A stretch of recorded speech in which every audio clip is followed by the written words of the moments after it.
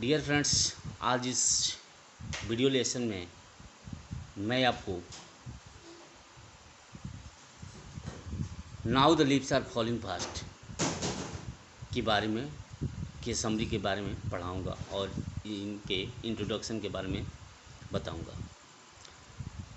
तो dear friends, यदि आपने अभी तक इस चैनल को सब्सक्राइब नहीं किया है तो प्लीज़ सब्सक्राइब कर दें, ताकि कोई भी नया वीडियो मैं डालूं तो उसका नोटिफिकेशन आपके मोबाइल पे चला जाए।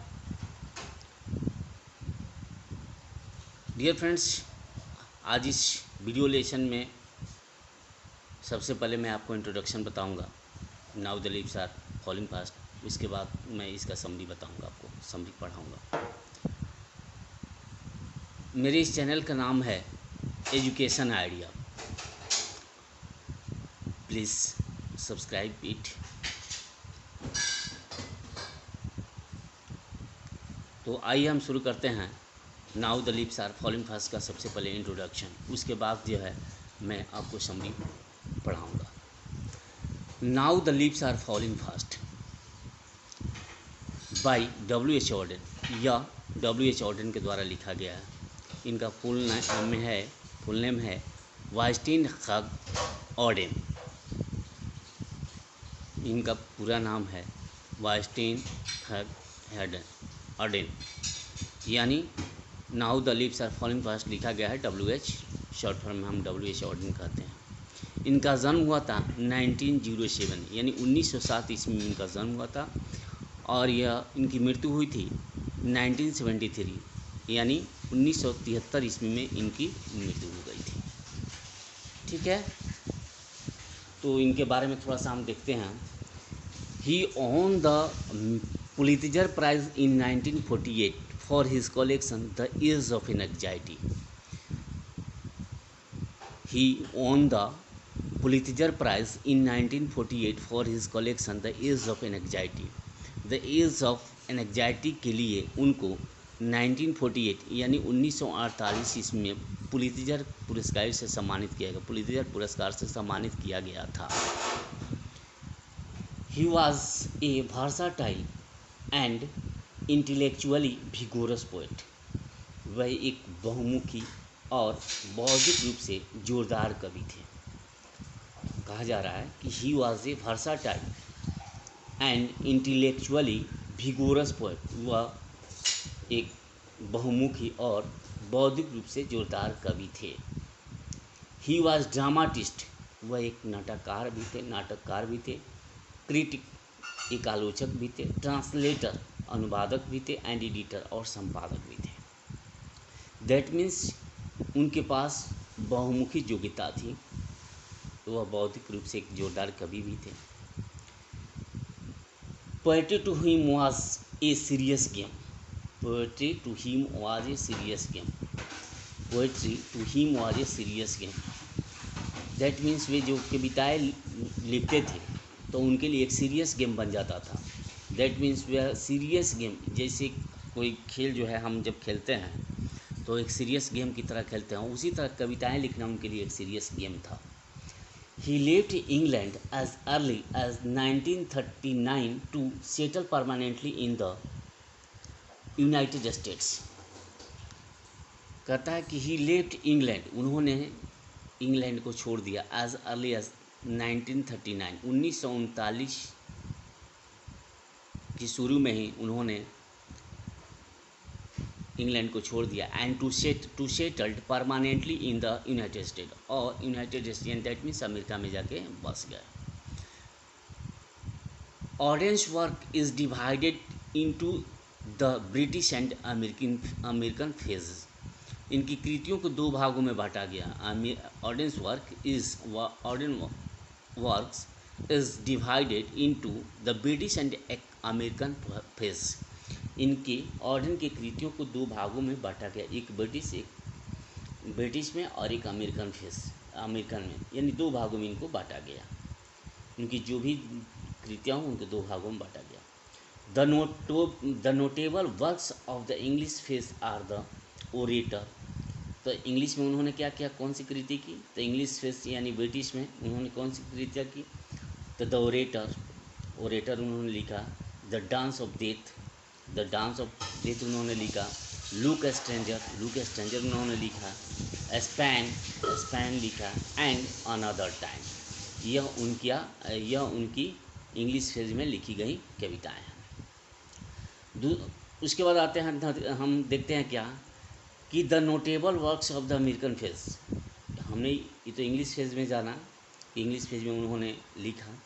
The notable works of the American phase are New Year letter for the time being, the age of anxiety and the shield of Achilles. That means the notable works of the American, और American phase में उन्होंने क्या लिखा? New Year letter for the time being, the age of anxiety and the shield of Achilles. इनको उन्होंने लिखा, उनकी ये मुख्य कृतियाँ थी। The present lyric, now the leaves are falling fast, enacts the frustration inherent in human life. That means every individual lives and dies. दिया रहा है कि the present lyric, now the leaves are falling fast, जो इनकी जो वर्तमान अभी कविता है, the now the leaves are falling fast, enacts the frustration inherent in human, यानी मानव जीवन में निहित करता है क्या? फ्रस्ट्रेशन को। यानी प्रत्येक व्यक्ति, that means every individual lives and dies, यानी प्रत्येक आदमी जो है, जो भी जन्म लिया उसको मरना तय है, एक न एक दिन उसको मर जाना है। प्रत्येक आदमी जो भी इस धरती पर आया सबको एक दिन मर जाना है। तो इस तरह से इनका इंट्रोडक्शन हुआ। ऑब्जेक्टिव क्वेश्चन में बना सकते हैं कि when was W.H. Auden born, तो 1907 में उनका जन्म हुआ था। When was W.H. Auden died, तो 1973 में उनकी मृत्यु हुई थी। When was the W.H. Auden won the Pulitzer Prize, तो इन 1948 में उनको जो है पुलित्जर पुरस्कार से सम्मानित किया गया। फॉर विच कलेक्शन, किस कलेक्शन के? द एज ऑफ एंग्जाइटीज़ के लिए। तो इस तरह से हम ऑब्जेक्टिव क्वेश्चन बना सकते हैं। युवा जी भारसट के बहुमुखी कवि थे, एंड बौद्धिक रूप से एक जोरदार कवि भी थे, वे नाटककार भी थे, आलोचक भी थे, अनुवादक भी थे और संपादक भी थे। पूछ सकता है कि for which him poetry to him was the serious him, तो W.H. Auden। When has he left the England, तो 1939 and settle, where has settled, तो हम लिख सकते हैं अमेरिका या united state of America. That means and how many W.H. Auden's work is divided into how many works, the two phase, British and American phase. तो इस तरह से जो है उनका जो है इंट्रोडक्शन दे सकते हैं और इंट्रोडक्शन बना सकते हैं। ठीक है, तो डियर फ्रेंड्स, आइए हम इनका समरी देखते हैं। यदि अभी तक आपने इस चैनल को सब्सक्राइब नहीं किया तो please subscribe it and like it and comment it. नहीं, यदि आप इसको लाइक करते हैं या सब्सक्राइब करते हैं तो इस तरह से जो है हम लोग का हौसला अफजाई होता है, तो कृपया इसे लाइक कर दें। ओके, आइए हम इसका समरी देखते हैं। Summary, now the leaves are falling fast by W.H. Auden। Summary जो है, now the leaves are falling fast W.H. Auden के द्वारा लिखा गया है। इस समरी में कवि जो है कैसे क्या वर्णन करता है, आइए हम लोग देखते हैं। The poem now the leaves are falling fast is composed by W.H. Auden। किसके द्वारा लिखा गया है? W.H. Auden के द्वारा। Now the leaves are falling fast, पेड़ों की पत्तियां तेजी से गिर रही हैं। दैट मीन्स, तो now the leaves are falling fast is composed by W.H. Auden, यानी W.H. Auden के द्वारा जो है इस कविता को लिखा गया है। ही वॉज बॉर्न इन 1907, उनका जन्म 1907 ईस्वी में इन इंग्लैंड, और इंग्लैंड में हुआ था। ही वॉज बॉर्न इन 1907, 1907 ईस्वी में इंग्लैंड में हुआ था। He was a versatile and intellectually vigorous poet, वह एक बहुमुखी और बौद्धिक रूप से जोरदार कवि थे। Okay, this poem is about nature. यह कविता जो है एक प्रकृति के बारे में है। This poem is about nature. यह कविता जो है प्रकृति के बारे में है। He has compare the human life with tree in this poem. इस कविता में उन्होंने मानव जीवन को कंपेयर किया है ह्यूमन लाइफ से, यानी he has compare the human life with tree in this poem. इस कविता में उन्होंने पेड़ का तुलना जो है मानव जीवन से किया है। दैट मीन्स वे मानव जीवन की तुलना जो है पेड़ों से किए हैं। इस कविता में उन्होंने मानव जीवन की तुलना पेड़ से की है। When spring comes tree leave their lapses. वे बताते हैं वेन स्प्रिंग कम्स, जब बसंत ऋतु आती है तो ट्री लीव देयर लिप्सेस, तो पत्तियां जो है trees, when spring comes trees leave their leaves, तो पत्तियां जो हैं अपने आप गिरना शुरू हो जाती हैं। नहीं, सिमिलरली डेथ कम्स इन, उसी प्रकार हमारे जीवन में भी similarly death comes in human life, उसी तरह मृत्यु भी हमारे जीवन में आती है। कहने का मतलब है जैसे बसंत ऋतु आती है तो पेड़ों की पत्तियाँ गिरना शुरू हो जाती हैं, उसी प्रकार डेथ कम्स इन, उसी प्रकार जिस प्रकार पेड़ों की पत्तियाँ पेड़ों से गिरती हैं उसी प्रकार मानव जीवन में डेथ भी होते रहता है। Similarly death comes in human life, हम लोग देखते हैं क्या कि मानव जीवन में भी मृत्यु जो है उसी तरह होते रहता है, यानी जो भी आदमी बूढ़ा हो जाता है वह मर जाता है और फिर नौजवान आदमी, एक बच्चा जो है पैदा हो जाता है और धीरे धीरे वही बच्चा जो है नौजवान होता है, नौजवान होकर बूढ़ा होता है, फिर मर जाता है। न्यू ब्रांचेज आर बॉर्न, नई पत्तियाँ जन्म ले लेती हैं। न्यू ब्रांचेज आर बॉर्न, नई पत्तियाँ क्या होती हैं? New branches are born, new पत्तियाँ जन्म ले लेती हैं। And the life starts again. New branches are born, नई पत्तियाँ जन्म ले लेती हैं। And the life start again, और पुनः जो है दोबारा जीवन शुरू हो जाता है। तो हम लोग क्या देखते हैं, तो मनुष्य में भी उसी तरह है कि हम जब बूढ़े हो जाते हैं तो मर जाते हैं और फिर जो है नया एक चाइल्ड का फिर जन्म होता है। हम लोग देखते हैं कि न्यू ब्रांचेज आर बॉर्न, नई पत्तियाँ जन्म लेती हैं। एंड दस लाइफ स्टार्ट्स अगेन, और पूरा जो उनका जीवन शुरू हो जाता है। उसी प्रकार सेम मनुष्य के समान है। The poet is not afraid of death, कवि जो है कहता है क्या कि the poet is not afraid of death, कवि जो है मृत्यु से नहीं डरा हुआ है। The poet is not afraid of death, कवि जो है मृत्यु से नहीं डरा है। And advising nurses to perform their duty earliest because that season में अराइव एनी टाइम। कहता है the poet is not afraid of death, कवि जो है मृत्यु से नहीं डरा हुआ है, कभी मृत्यु से नहीं डरा हुआ है। And advising nurses to perform their duty, और वह नर्सेज यानी nurse advising nurses to perform their duty, और उन नर्सेज यानी उनके फूलों से कहता है, उनकी पत्तियों से कहता है कि अपना काम करें because earliest because that season में अराइव एनी टाइम, क्योंकि यह सीजन कभी भी आ सकता है। Death is not to be afraid of anything, death is not to be afraid of anything, मृत्यु को किसी से डरने की आवश्यकता नहीं है।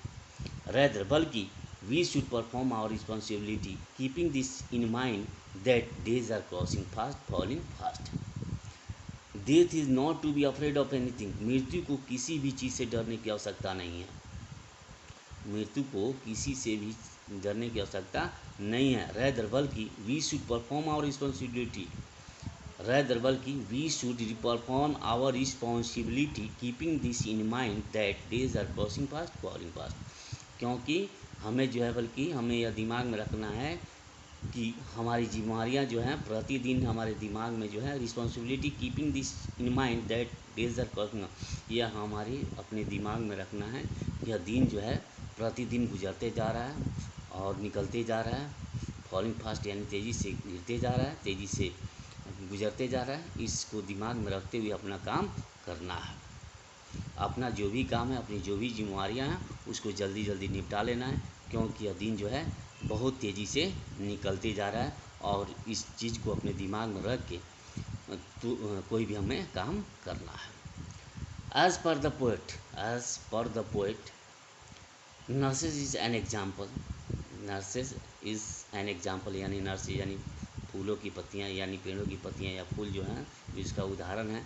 This message is for all human being, यह संदेश जो है उन मानव जीवन के लिए है, क्योंकि nurses as per the poet, कवि के अनुसार, कवि लेखक के अनुसार नर्सेज इज नर्स जो है उसका एग्जाम्पल है this message for all human being, यह मैसेज जो है सभी मानव जीवन के लिए है, क्योंकि मानव जीवन भी जिस प्रकार पेड़ों की पत्तियां गिरते जा रही हैं उसी प्रकार एक दिन ना एक दिन मानव जीवन भी समाप्त हो जाएगा। No one can deter it, इसे कोई रोक नहीं सकता है। We all of you know about that life is mortal, life is everybody know about it, सब कोई जानते हैं कि जीवन जो है नहीं, जीवन जो है नश्वर है, एक दिन सबको मर जाना है, इस पृथ्वी पर कोई रहने के लिए नहीं आया है। नहीं तो हम ऐसा कुछ काम करें, ऐसा कुछ करें कि इस जिससे जो है हमारा जीवन जो है हमेशा जो है खुशहाल रहे, और हमारा जीवन जो है हमेशा हमारे मर जाने के बाद भी हम लोग हमें याद करते रहें, ऐसा कुछ करना है। ठीक है, तो इस तरह से जो now the leaves are falling fast का हमने आपको समरी दिया है। इस समरी बहुत ही छोटी है समरी है, कृपया इसे नोट कर लें और इसे याद कर लें। तो प्लीज़ इस एजुकेशन आइडिया चैनल पर आप बने रहें, और मैं आशा करता हूँ कि आपके लिए मैं फिर जो है नए नए वीडियो लेकर आऊँगा, और मेरा जितना भी वर्क होगा वो आपके लिए सूटेबल होगा और आपके एग्ज़ाम के लिए बहुत ही बेस्ट होगा। तो इस वीडियो लेसन में आपको इतना ही। इस समरी को आप now the leaves are falling fast को बढ़िया अच्छी तरह से उतार लें और इसको याद कर लें, that is best for your examination, and I hope you can also pass. If you write in your examination, then you can also get good marks in the examination. Thank you, have a nice day, and आशा करता हूँ कि आप जो है यदि अभी तक इस चैनल को सब्सक्राइब नहीं किया तो प्लीज़ इस एजुकेशन आइडिया चैनल को सब्सक्राइब कर दें। थैंक्स।